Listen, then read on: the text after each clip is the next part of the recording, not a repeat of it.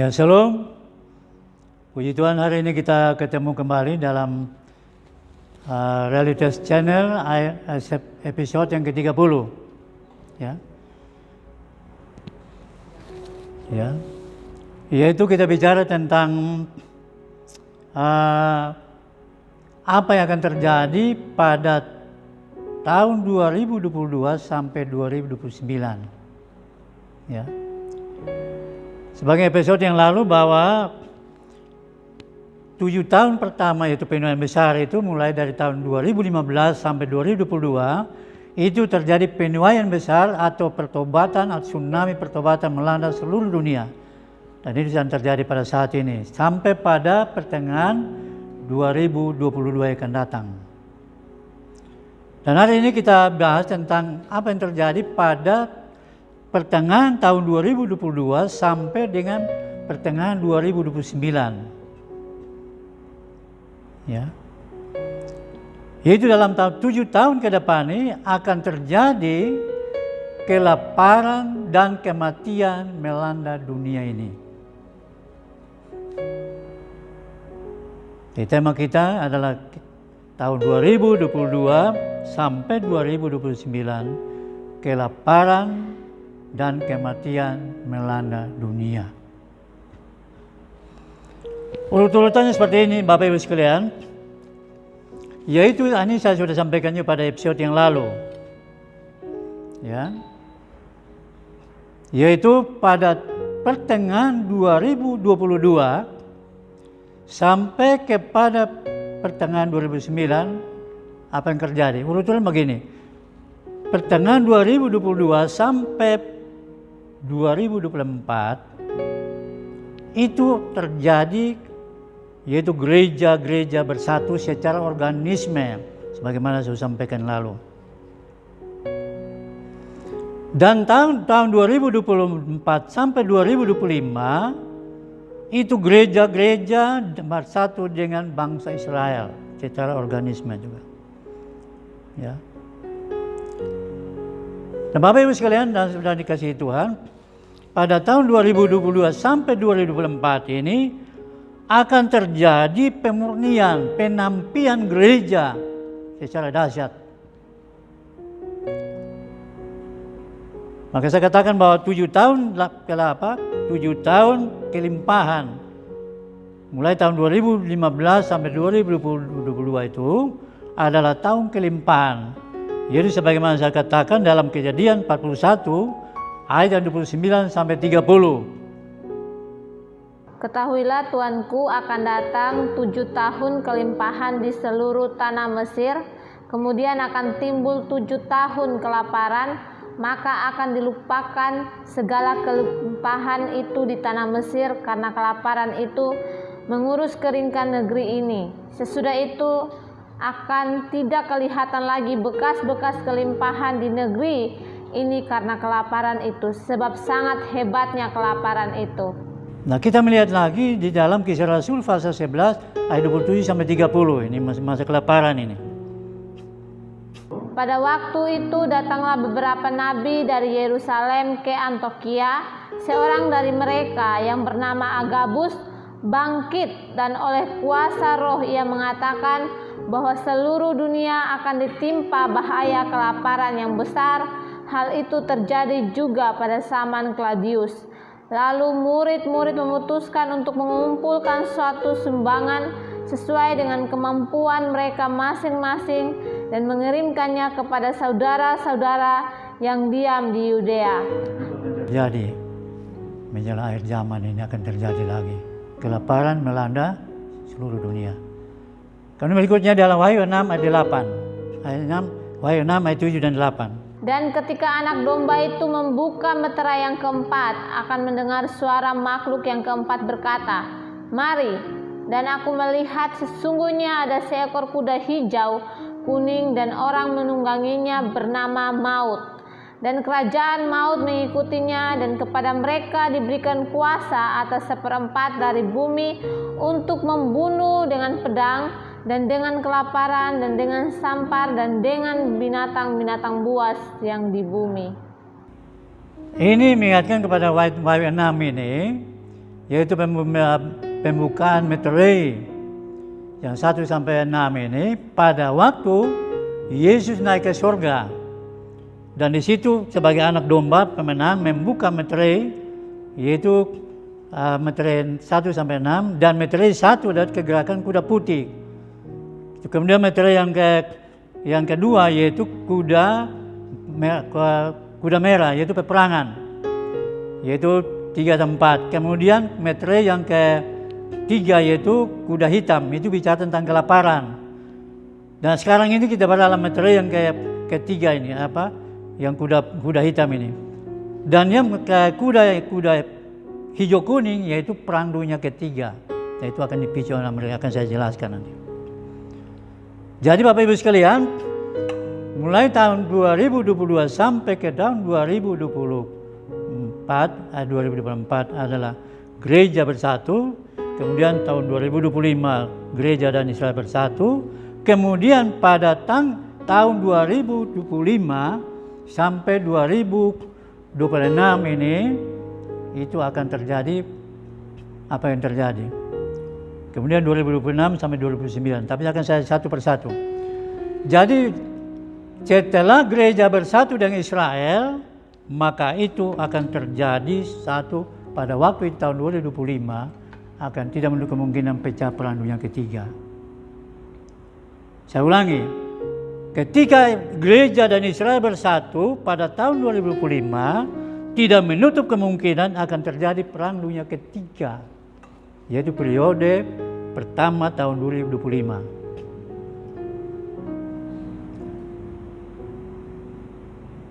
Kemudian pertengahan periode ke-1 sampai periode ketiga tidak menutup tahun 2025 tidak menutup kemungkinan pecah perang dunia keempat. Perang dunia ketiga seperempat penduduk dunia akan musnah karena kelaparan dan kematian. Perang dunia ketiga. Seperempat penduduk dunia akan musnah karena peperangan, kelaparan dan kematian. Kemudian periode triwulan ketiga pada tahun 2025 tidak menutup kemungkinan pecah perang dunia keempat dan 1/3 dari penduduk dunia akan musnah karena kematian dan kelaparan. Bayangkan, berarti perang dunia ketiga dan 4, 2/3 dari penduduk dunia akan musnah.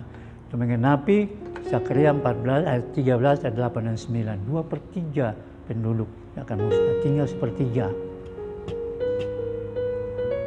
Dan 1/3 akan dimulihkan lagi, tinggal 1/10. Seperti itu mengenapi Yesaya 24. Dan dari 1/10 ini akan dimurnikan lagi, tinggal 1/10 untuk mengenapi Yesaya 6. Ini akan terjadi ke depan. Untuk itu Bapak Ibu sekalian, gereja Tuhan, saudara dan saya, harus mempersiapkan diri 7 tahun ke depan. Karena 7 tahun yang lalu masa panen besar akan pada tahun pertengahan 2022. Tapi pertengahan 2022 sampai 2009 ini akan terjadi. Nah Bapak Ibu sekalian, kalau kita bicara peperangan itu, kalau kita melihat dari perang dunia pertama itu tahun 1914 sampai tahun 1918, 4 tahun peperangan itu. Dan perang dunia kedua 1939 sampai 1945, 6 tahun peperangan.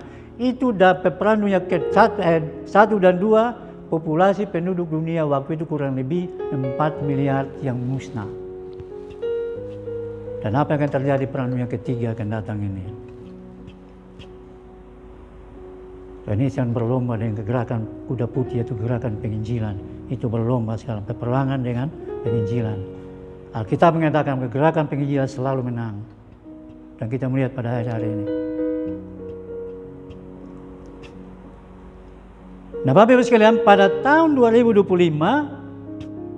sampai tahun 2024 saya katakan itu pecah perang dunia keempat dan tidak menutup kemungkinan pada tahun 2026 itu NASA sudah meramalkan pada beberapa puluh tahun yang lalu, kalau saya 2012 itu dikatakan bahwa pada tanggal 14 Agustus 2026 ada satu komet besar akan menghantam bumi dengan kecepatan 32.000 km per detik menuju ke bumi, akan menghantam bumi. Dan kalau itu terjadi, apa kejadian penduduk dunia? Sekarang kita diramaikan dengan tanggal 12 Desember akan datang ini, satu komet akan menuju bumi. Kalau menghantam bumi apa yang terjadi? Tapi kalau itu misalnya belum sampai, mungkin daya tarik daripada itu bisa menimbulkan tsunami dan juga berbagai malapetaka. Dan sekarang kita melihat gempa bumi, tsunami, kemudian angin puting beliung di mana-mana sedang terjadi. Jadi 2025 sampai 2026 itu tidak menunggu kemudian pecah perang dunia keempat dan komet yang besar itu akan menghantam bumi. Dan Bapak Ibu sekalian, pada tahun 2000 Tuhan ingatkan saya dalam satu penglihatan bahwa perang dunia ketiga itu, Bapak Ibu sekalian, Tuhan perlihatkan ada satu telepon warna merah dan Amerika dan Rusia berlomba untuk menekan telepon warna merah itu, dan ternyata perang dunia ketiga akan dipicu oleh Amerika karena Amerika menekan duluan tombol merah itu dan terjadilah perang dunia ketiga. Ini pada periode pertama 2025. Jadi Rusia, Amerika dan Rusia berlomba untuk menekan tombol perang dunia ketiga. Dan sekarang kita melihat Laut Cina Selatan sekarang membara. Maka tidak kemungkinan tahun 2025 bisa pecah perang dunia ketiga. Bapak Ibu sekalian, kemudian nanti tahun 2026 sampai 2028 itu kedatangan Tuhan sudah di ambang pintu.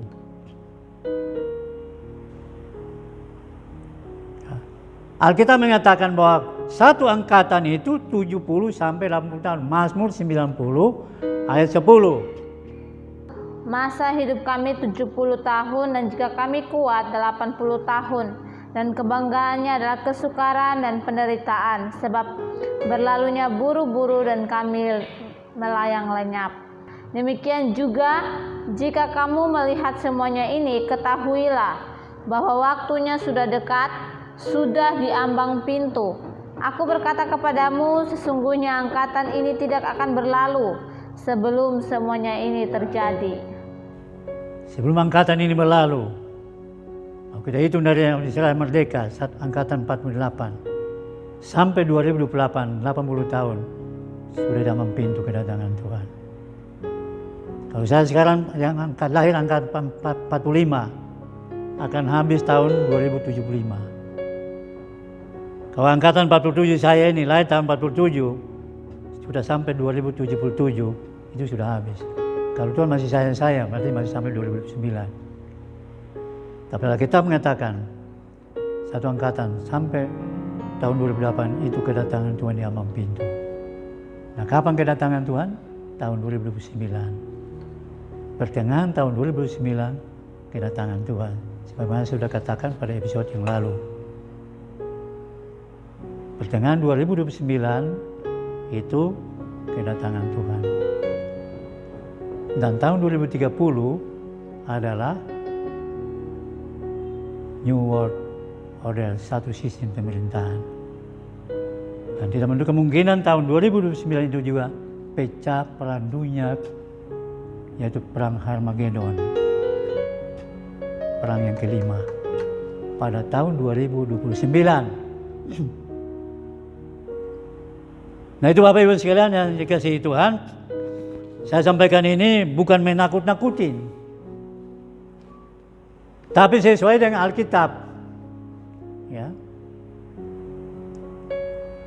Jadi penggenapan perang dunia ketiga itu adalah menggenapi Wahyu 6 ayat 8 itu, ayat 7 dan 8, yaitu seperempat penduduk dunia Musa. Sedang perang dunia keempat itu penggenapan Wahyu 9 ayat 13 sampai 21.